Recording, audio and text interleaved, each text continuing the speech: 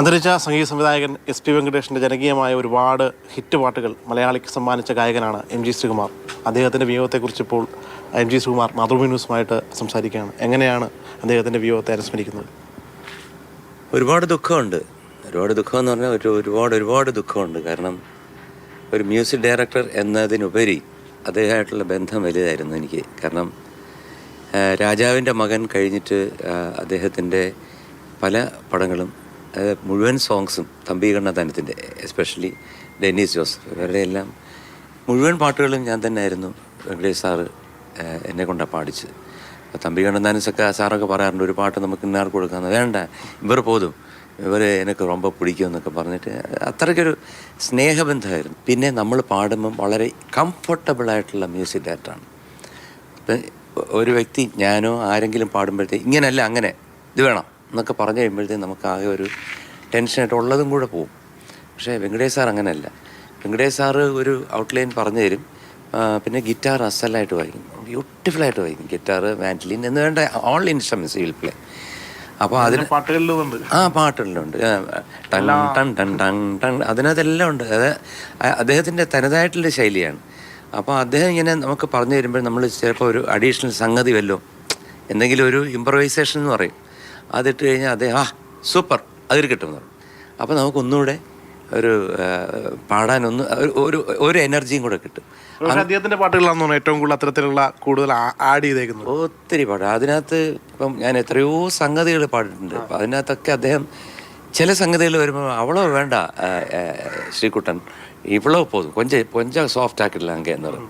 അത് സിനിമയ്ക്കും അത് ഒത്തിരി ആപ്റ്റായിട്ടുണ്ട് സംശയം. കാരണം ഞാൻ ചോദിക്കുന്നേ, ഞാൻ നമ്മുടെ മലയാളികളുടെ അടുത്ത് ചോദിക്കുകയാണ്, മലയാളി അല്ലാത്ത ഒരു മലയാളി എന്ന് തന്നെ പറയാം, അദ്ദേഹം ചെയ്ത പാട്ടിൽ ഏത് പാട്ടാണ് കേൾക്കാൻ ഇമ്പമില്ലാത്തത്?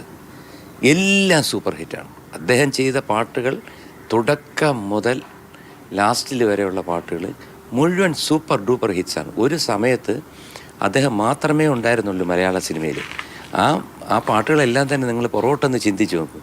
വെറുതെ ഗൂഗിൾ എടുത്തിട്ട് SP വെങ്കടേഷ് സോങ്സ് എന്ന് പറഞ്ഞു കഴിഞ്ഞാൽ നിങ്ങൾക്ക് ഒരു പ്ലേലിസ്റ്റ് ഉണ്ടാക്കിയിട്ട് വണ്ടിയിലിട്ട് പോയി കഴിഞ്ഞാൽ ഭയങ്കര ആഹ്ലാദം തരുന്ന പാട്ടുകളാണ്. എന്നാൽ ദുഃഖാത്മകമായിട്ടുള്ള പാട്ടുകളുണ്ട്. ഇപ്പം നിലാവേ മായുമോ കിനാവും നോവുമായി, ഒരു നോവാണ് എൻ്റെ നെഞ്ചിൽ സത്യം. കാരണം ഗിരീഷ് പുത്തഞ്ചേരി എന്നില്ല. അപ്പോൾ അദ്ദേഹവും ഗിരീഷ് പുത്തഞ്ചേരിയും കൂടെ ചെയ്ത പാട്ടുകളാണ് ശാന്തമീ രാത്രിയിൽ തൊട്ടുള്ള എത്രയോ പാട്ടുകൾ. Gireesh Puthenchery, SP Venkatesh, MG Sreekumar combo വലിയ ഗംഭീര പാട്ടുകളാണ്. അതുപോലെ തന്നെ ഷിബു ചക്രവർത്തി, അദ്ദേഹവും ഒരുപാട് പാട്ടുകൾ ചെയ്തിട്ടുണ്ട്.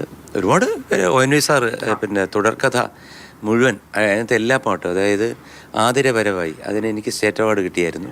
പിന്നീട് അതിനകത്ത് തന്നെയുള്ള മാണിക്കുയിലേ നീ, അത് ONV സാറിൻ്റെയാണ്.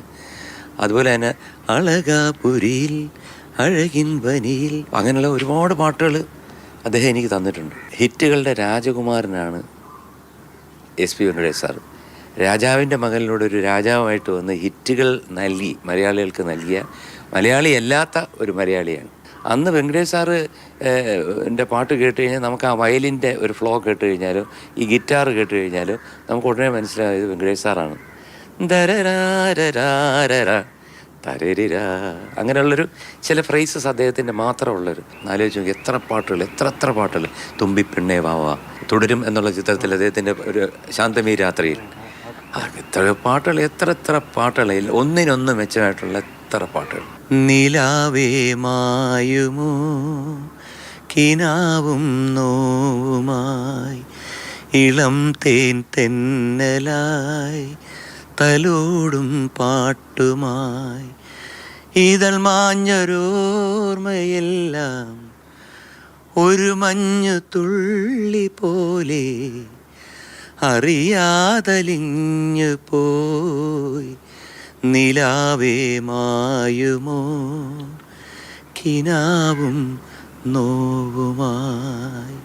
ഏറെ നൊമ്പരത്തോടെ ആദരാഞ്ജലികൾ വെങ്കടേഷ് സാറിന്. അദ്ദേഹം നമുക്ക് നൽകിയ ഈ പാട്ടുകൾ നമ്മളുടെ കാതിൽ കേൾക്കുന്ന കാലത്തോളം അദ്ദേഹത്തിൻ്റെ ഓർമ്മകളും നമ്മളുടെ മുന്നിൽ ഇങ്ങനെ ഉണ്ടാകും. ജോയ്സിയാറിനൊപ്പം ശ്യാമപ്രസാദ് ഉത്തമൻ, മാതൃഭൂമി ന്യൂസ്, കൊച്ചി.